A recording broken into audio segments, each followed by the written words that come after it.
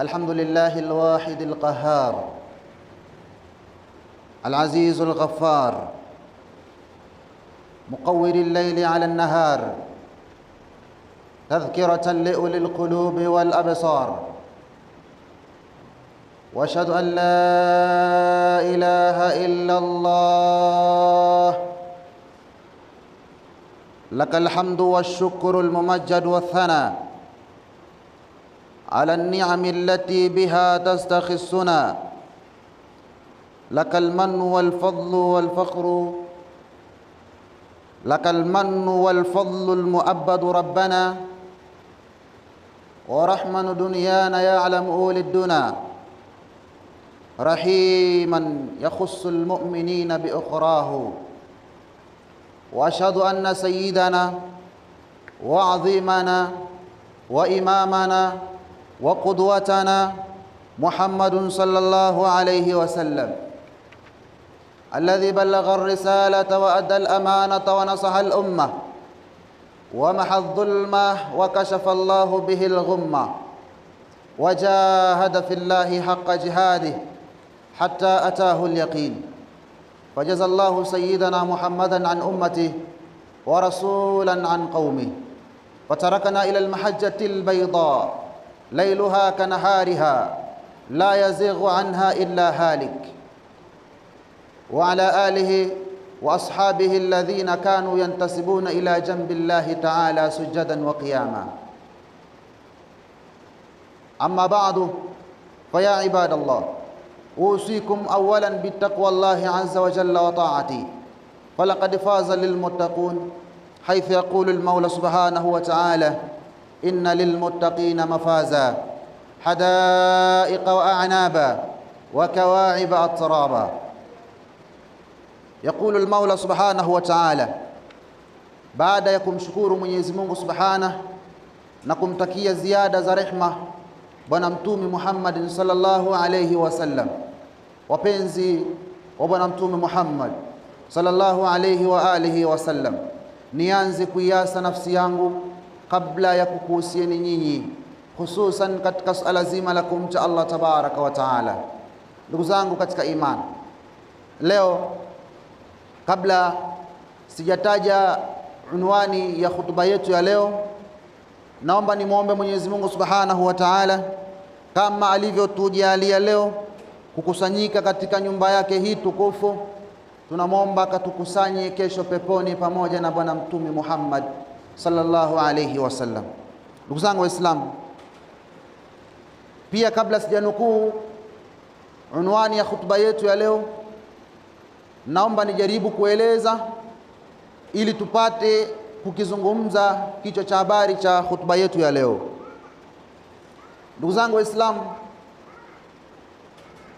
tukirudi katika jamii ambayo inatuzunguka, tukirudi katika jamii ambayo tunaiishi, tukirudi katika maisha ya kawaida, miongoni mwa sababu zinazopelekea maafa, miongoni mwa mambo ambayo yanaleta taharuki katika jamii, miongoni mwa mambo ambayo yanatofautisha watu, bimaana watu wanatofautiana, miongoni mwa mambo ambayo yanapelekea jamii fulani kutokuelewana na jamii fulani, lakini miongoni mwa mambo ambayo yanapelekea hata viongozi wao kwa wao kutokuwa na lugha moja, viongozi wao kwa wao kutokuyaendea majukumu yao vile ipasavyo.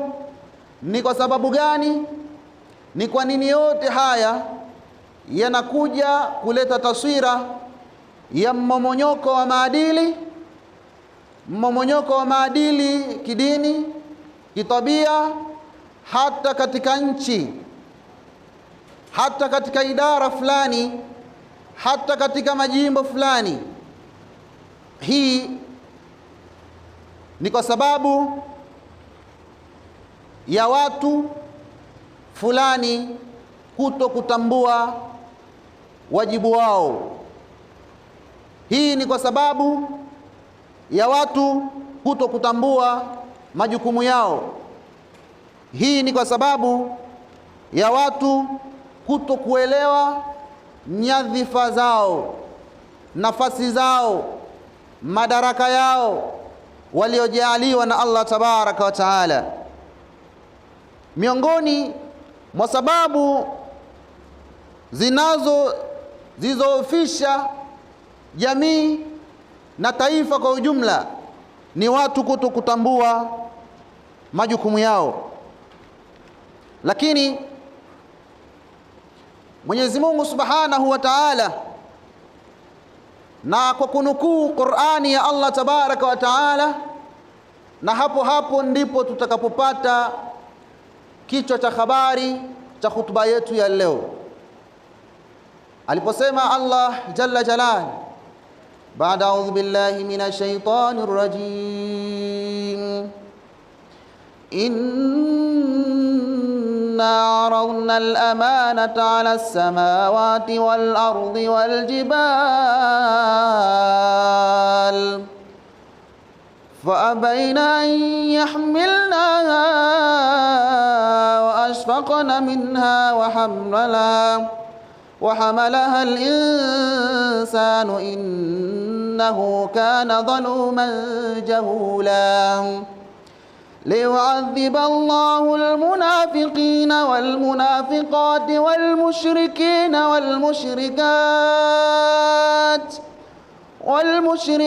والمشركات ويتوب الله على المؤمنين والمؤمنات وكان الله غفورا رحيما. صدق الله العلي العظيم. Wapenzi, Allah tabaraka wa taala anatoa angalizo katika Qur'ani yake tukufu kuhusiana na amana ambayo kwamba amepewa mwanadamu katika ulimwengu huu wa kidunia, amana ambayo ilipewa mbingu ikasema sitoweza, ikapewa ardhi ikasema sitoweza, ikapewa milima amana hiyo, milima na majabali yakasema hayatoweza amana hiyo, lakini mwanadamu akaipokea amana. Amana, ndugu zangu Waislamu, ndio unwani ya hutuba yetu ya leo. Amana ya wadhifa uliokuwa nao, amana ya uongozi uliokuwa nao, amana ya mamlaka uliokuwa nayo, amana juu ya yale yote ambayo Allah tabaraka wa taala amekujalia ukawa na wewe ni miongoni mwa waliopewa amana hiyo. Ndugu zangu watukufu wa Islam, Allah anasema ya ayyuhalladhina amanu la takhunu Allah war rasul wa takhunu amanatakum wa antum ta'lamun. Ndugu zangu wa Islam, Allah asema msimkhini Mwenyezi Mungu enyi mlioamini, msimfanyie khiana Mwenyezi Mungu, msimfanyie khiana Mwenyezi Mungu, bimaana msimsaliti Mwenyezi Mungu kwa hiyo amana ambayo Allah amekujalieni kwayo, na wala mtume wake pia vile vile msimsaliti kwa amana mlioipokea nyewe wenyewe. Wala takhunu amanatakum wa antum ta'lamun, wala msizikhini nafsi zenu, msizisaliti nafsi zenu na hali ya kuwa mnatambua mnachokifanya, na hali ya kuwa mnatambua hiyo ni amana mliopewa na Mwenyezi Mungu Subhanahu wa Ta'ala. Ndugu zangu Waislamu, naomba itambulikwe na ifahamikwe ya kuwa amana si pesa tu, amana sio mali tu, amana pia ni uongozi, ni amana. Amana pia elimu uliojaliwa ewe ndugu yangu ni amana. Amana pia familia uliokuwa nayo ewe mzee wangu ni amana. Lakini amana hata watoto pia ni amana.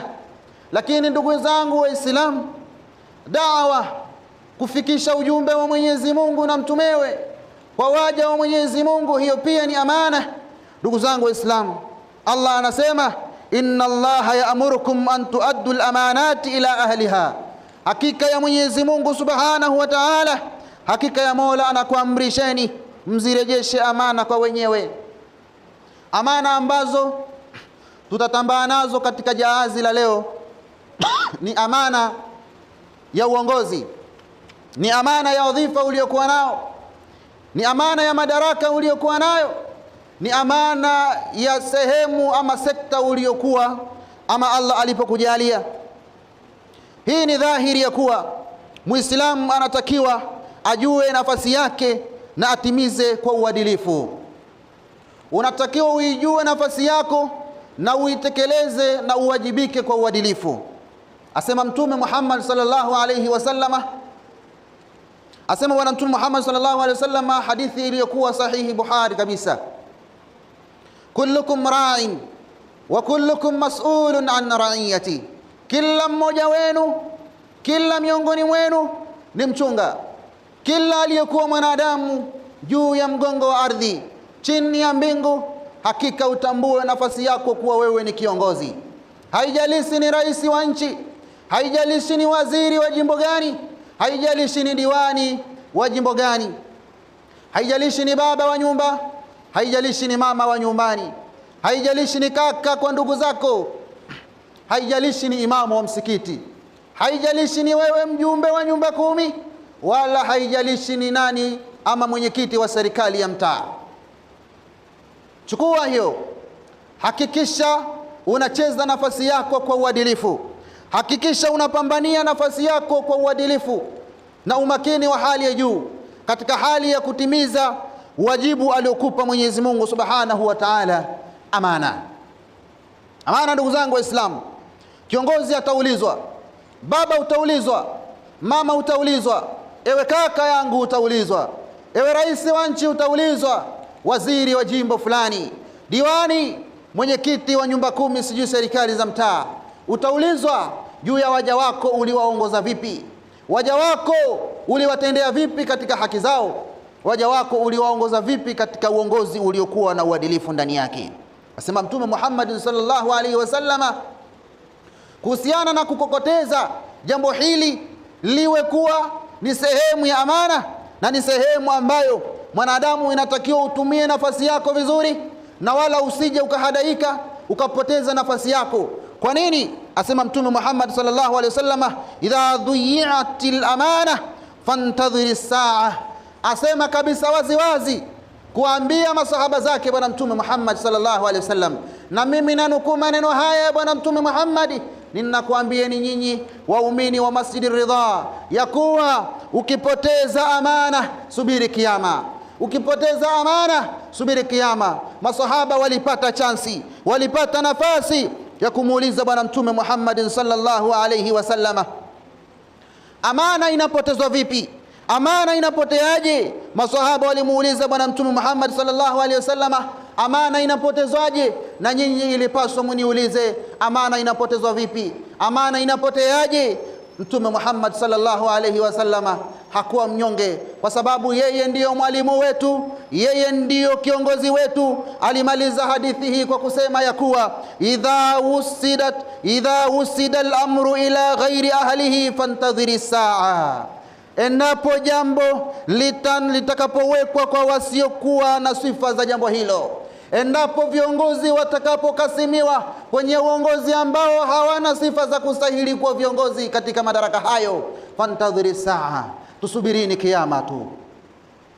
Endapo waja watakasimiwa kuwa viongozi wa jimbo fulani, endapo atakasimiwa mja kuwa kiongozi wa nchi na wala hana fasiliti za kuwa kiongozi wa nchi, wala hana sifa za kuwa kiongozi wa jimbo fulani, wala hana sifa za kuwa imamu wa msikiti, wala hana sifa za kuwa kiongozi wa mtaa, wala hana sifa za kuwa kiongozi wa mamlaka fulani, fantadhiri saa, tusubirini kiyama. Hayo ni maneno ya Bwana Mtume Muhammad sallallahu alaihi wasallama ambayo hakuyasema tu labda kujisikia, wama yantiqu anil hawa in huwa illa wahyun yuha. Hasemi kwa kujisikia, wala hasemi kwa kujiona, wala hasemi kuwa amejisikia kuzungumza, isipokuwa yeye atamka kutokana na wahi ambayo amefunuliwa au amekunjuliwa na Allah jalla jalal. Ndugu zangu Waislamu, hasibu anfusakum kabla an tuhasabu. Ewe ndugu yangu ulio madarakani, ewe ndugu yangu ulio katika kiti cha kuongoza, ewe ndugu yangu uliye katika mamlaka fulani na umeaminiwa katika mamlaka hiyo kuongoza, hasibu anfusakum kabla an tuhasabu. Yesabuni, zidadisini nafsi zenu, zifanyieni research nafsi zenu katika uongozi wenu. Je, namna gani mnatumia amana hiyo mliopewa katika mamlaka ya kuongoza? Jipimeni kabla hamjapimwa, jihisabuni kabla hamjihisabiwa. Ndugu zangu Waislamu, turudi kwa Umar bin Khattab ambaye ndugu yangu Muislamu, huyu Umar radhiallahu anhu arda ndiye atakuwa role model wetu katika hutuba yetu hii ya leo. Kidume huyu, sahaba huyu, mja wa Mwenyezi Mungu huyu, ambaye alikuwa ni mkali katika utawala wake, ambaye alikuwa ni kiongozi baada ya Sayyiduna Abu Bakar Siddiq radhiallahu anhu arda. Aliongoza katika dola yake, aliongoza Waislamu aliowaongoza, lakini tusome sehemu ndogo katika uongozi wake. Role model wetu huyu katika hutuba yetu hii ya leo. Kisa kifupi. Siku moja usiku wa manani, alibeba gunia la unga kwa ajili ya kuwapelekea waliokuwa na njaa ama wahitaji siku hiyo. Lakini aliyekuwa karibu yake, twaweza sema msaidizi wake, akamwambia, ya Umar, naweza kukusaidia kubeba huo mzigo ama kubeba hilo gunia la unga, naweza kukusaidia.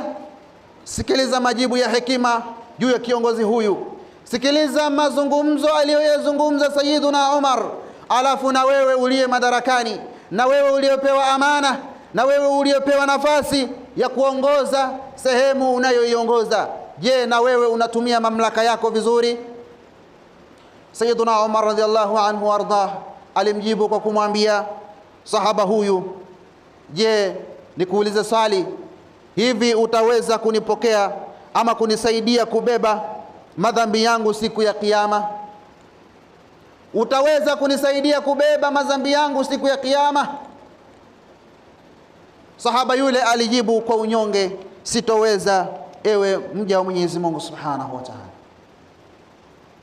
Ni dhahiri shahiri ya kuwa kiongozi unatakiwa ujitoe, kiongozi unatakiwa uwe mwaminifu, unatakiwa ujitoe kwa watu wako wapate haki zao wanazostahili kupata. Kiongozi unatakiwa sio mwenye kuamrisha tu basi, usio ni mwenye kuamrisha tu, bali unatakiwa ni mwenye kuhakikisha huduma zinawafikia wale walengo. Tambua nafasi yako kabla hujatamani nafasi ya mwingine. Ndugu zangu Waislamu, kuwa mja mwema wa Allah, kuwa mzazi mwema mbele ya Mola wako Subhanahu wa Ta'ala, kuwa mzazi mwema kwa familia yako, kuwa kiongozi mwadilifu kwa wale unawaongoza. Lakini haitoshi kuwa mfanyabiashara mwadilifu, kuwa mfanyabiashara mwadilifu ili upate radhi za Allah. Hiyo ni amana. Kuwa mzazi ni amana, kuwa kaka wa familia ni amana. Ndugu zangu Waislamu, kuwa mzee ambaye wa familia yako inakutegemea ni amana. Kuwa kiongozi pia ni amana. Kwa hakika heshima ya mwanadamu haipo katika cheo. Heshima ya mwanadamu haipo katika cheo, bali heshima ya mwanadamu ipo pale kwenye kuwajibika na kutimiza zile wajibu ambazo Allah Tabaraka wa Taala amekuneemesha. Tutambue ya kuwa cheo sio heshima, cheo sio heshima. Heshima ni kutimiza wajibu wake mbele ya Allah Tabaraka wa Taala. Ndugu zangu Waislamu, alwilayatu innama ju'ilat liiqamati dinillah.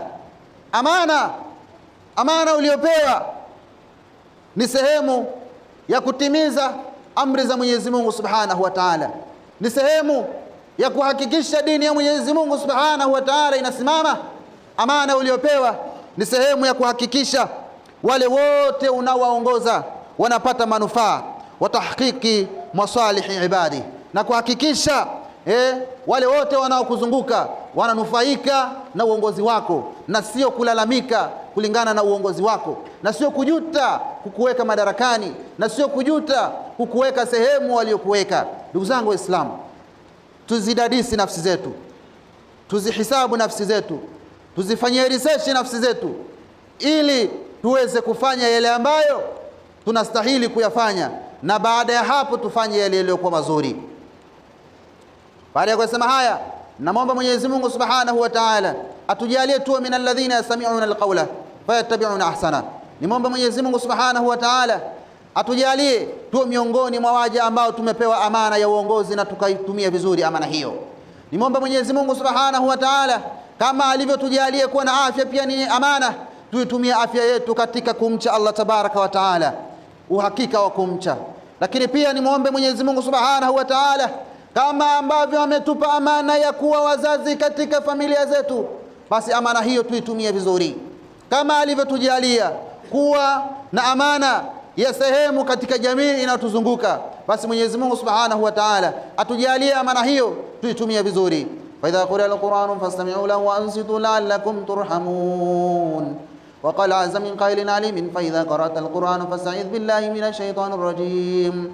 أعوذ بالله من الشيطان الرجيم والعصر إن الإنسان لفي خسر إلا الذين آمنوا وعملوا الصالحات وتواصوا بالحق وتواصوا بالصبر. بارك الله لي ولكم بالقرآن العظيم ونفعني وإياكم بالآياته وذكر الحكيم. أقول قولي هذا فاستغفروه فيا فوز المستغفرين ويا نجاة التائبين استغفروه